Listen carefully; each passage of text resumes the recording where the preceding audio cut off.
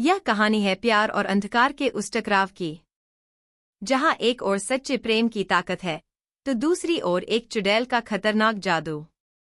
क्या निशिगंधा अपनी मायावी शक्तियों से मोक्ष और दिया को हमेशा के लिए अलग कर देगी, या फिर 4 साल का इंतजार और सच्चे प्यार का वादा हर जादू को तोड़ देगा? आगे जो होने वाला है वह तय करेगा कि जीतेगा प्यार या फिर छा जाएगा अंधकार। देखिए सुहागन चुड़ैल का ये रोमांचक मोड़। क्या आप चाहेंगे कि मैं इसी अंदाज में आपके लिए YouTube स्क्रिप्ट का ओपनिंग नरेशन भी बना दूं? वीडियो शुरू करने से पहले कृपया हमारे चैनल को लाइक और सब्सक्राइब करें और लेटेस्ट अपडेट्स कभी मिस न करें। इसके लिए बेल आइकन दबाना न भूलें। अब चलिए वीडियो शुरू करते हैं। मोक्ष दया को गले लगाता है। वह कहता है, तुमने मुझे 4 साल तक इंतजार करवाया। दया हैरान होकर कहती है, तुम क्या कर रहे हो? मोक्ष मुस्कुराकर कहता है, अपनी होने वाली पत्नी के साथ रोमांस कर रहा हूँ। दया चौंकती है, तुम्हारी होने वाली पत्नी तो निशिगंधा है, तुम्हारी सगाई उससे हुई थी। मोक्ष हैरान होकर पूछता है, किससे सगाई हुई थी? दया हैरान रह जाती है। मोक्ष कहता है, क्या तुम हमारी लव स्टोरी को फिर से दिलचस्प बनाने की कोशिश कर रही हो?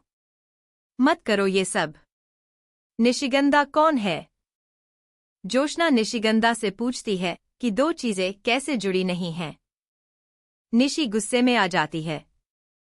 मनीष कहता है, उसे क्या पता होगा, वो तो डांस कर रही थी, वो तो यही थी। वैद्य जी छत से फिसल गए होंगे, ये एक हादसा लग रहा है। तभी निशि मंडप में आग लगा देती है। सब हैरान रह जाते हैं। दया कहती है, तुम पूछ रहे हो निशिगंधा कौन है? उसे तुमने ही हवेली में हाथ पकड़कर लाया था।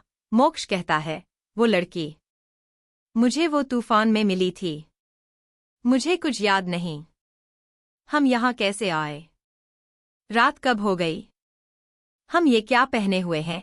दया पूछती है, तुम्हें कुछ भी याद नहीं? मोक्ष कहता है, तूफान के बाद कुछ याद नहीं। उसकी गाड़ी जल रही थी, मैंने बस उसकी मदद की। लेकिन मैं उससे सगाई क्यों करूंगा? क्या मैं पागल हूं? मैं कभी किसी और से शादी की सोच भी नहीं सकता। दया भावुक हो जाती है। वहीं हवेली में बिल्ला निशि से पूछता है, क्या अब भी तुम मोक्ष को नहीं ढूंढ पा रही? तुम्हारा जादू क्यों नहीं चल रहा? निशि कहती है, उस लड़की का प्यार बहुत गहरा है, इसलिए मैं मोक्ष के बारे में नहीं जान पा रही। दया रोते हुए कहती है, तुमने कहा था कि हमारे बीच कभी प्यार नहीं था, सबके सामने मेरा दिल तोड़ा। अब कह रहे हो कि मैं तुम्हारी होने वाली पत्नी हूँ। वो मोक्ष को धक्का देती है। मोक्ष हैरान होता है। कहता है, मैं सच में कुछ नहीं जानता, मुझे कुछ भी याद नहीं। तभी उसे कुछ फ्लैशबैक आते हैं और वह गिर पड़ता है। दया रोती है और पूछती है, कहीं ये निशि का जादू तो नहीं? वो मोक्ष को गले लगाती है। मोक्ष भी रोने लगता है। दया कहती है, सब ठीक हो जाएगा। मोक्ष कहता है, मैंने तुम्हें बहुत दुख दिया, मैं कभी तुम्हें फिर से नहीं रुलाऊंगा। दया कहती है, वैद्य जी ने कहा था कि निशि ने तुम्हें सम्मोहित किया है। मोक्ष कहता है, वो बहुत खतरनाक है, लेकिन अब मैं तुम्हें कभी खोने नहीं दूंगा। हम हमेशा साथ रहेंगे। मैं तुमसे बहुत प्यार करता हूँ। वह उसे गले लगा लेता है। पुलिस हवेली पहुंचती है। वैद्य जी के शव को ले जाया जाता है। इंस्पेक्टर पूछता है, जब नीचे पार्टी चल रही थी तो वो ऊपर क्यों गए? चाची कहती है, मैंने उन्हें बिरजू को दिखाने के लिए ऊपर भेजा था, उसके बाद मुझे नहीं पता वो कहाँ गए। इंस्पेक्टर कहता है, अब सबका बयान लेना होगा। जूही कहती है, अभी भी मोक्ष और दया से संपर्क नहीं हो पाया है। मनीष व्यंग्य करता है, मोक्ष दोनों तरफ से फायदा चाहता है। रघुनाथ गुस्से में कहता है, अपनी जुबान संभालो, मोक्ष निशिगंधा को नहीं ढूंढ पा रहा। रघुनाथ जोशना से कहता है कि निशि के पास जाओ, वो बहुत परेशान होगी। निशि कहती है, मैं मोक्ष को खो नहीं सकती, मैंने उसके लिए बहुत इंतजार किया है। वह बाहर जाने लगती है। जोशना उसे रोकने की कोशिश करती है, लेकिन बिल्ला उसके कदमों के निशान मिटा देता है। निशि जंगल की ओर निकल जाती है। उसका असली चुड़ैल वाला रूप बाहर आता है। बिल्ला कहता है, गुस्से को शांत करने के लिए तुम्हें खून चाहिए। जोशना उसका पीछा करती है। मोक्ष और दया सड़क पर टायर बदलने की कोशिश करते हैं। दया कहती है, हम पैदल ही घर चल सकते हैं। मोक्ष कहता है, हम चलेंगे भी और निशिगंधा का सामना भी करेंगे, लेकिन इस पल को जीने दो। मैंने 4 साल इंतजार किया है। वह दया का चेहरा सहलाता है।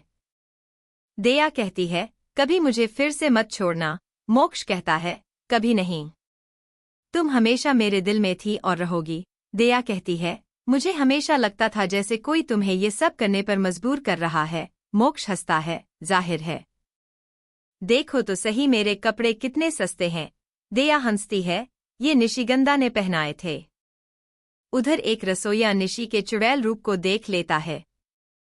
वह डरकर भागता है, लेकिन निशि उसे मार देती है और उसका खून पी जाती है। जोशना वहीं पहुंच रही होती है। मोक्ष और दया रास्ते पर चलते हुए थक जाते हैं। दया कहती है, अब मुझसे चला नहीं जा रहा। मोक्ष उसे पीठ पर उठाता है। फिर उन्हें एक छोटा घर दिखता है। उधर निशि कहती है, कोई तुम्हारी आवाज नहीं सुन पाएगा। जोशना वहां पहुंचती है और पूछती है, तुम यहाँ क्या कर रही हो? निशि कहती है, मोक्ष को ढूंढ रही हूँ। जोशना कहती है, पुलिस ढूंढ लेगी, तुम अंदर चलो और आराम करो। निशि कहती है, तुम चाहती हो दया और मोक्ष की शादी हो जाए। तुम नहीं चाहती कि मैं उन्हें ढूंढूं। जोशना कहती है, मोक्ष उसी से शादी करेगा जो उसके लिए सही है। पुलिस ने कहा है कोई हवेली से बाहर नहीं जाएगा। मोक्ष और दया एक लोकल मेले में पहुंचते हैं। वह लोगों से कार मांगते हैं, लेकिन वो कहते हैं कि रात यहीं रुक जाएं। मोक्ष दया से कहता है, आज की रात सिर्फ हमारी होगी। निशि जोशना से कहती है, मैं थक गई हूँ, थोड़ा आराम करना चाहती हूँ। उसका बिल्ला कहता है, तुमने तो पूरा प्लान ही बिगाड़ दिया था।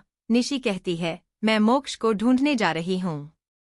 मोक्ष और दया मेले में लोकल लोगों के साथ डांस करते हैं। निशि उनके पैरों के निशान देखकर पीछे जाती है। दया कहती है, मुझे मेरा मोक्ष वापस मिल गया। अब मैं उसे कभी नहीं खोऊंगी। निशि उनके निशान खो देती है और तूफान पैदा कर देती है। मोक्ष और दया गांव वालों के साथ तंबू के नीचे छुप जाते हैं।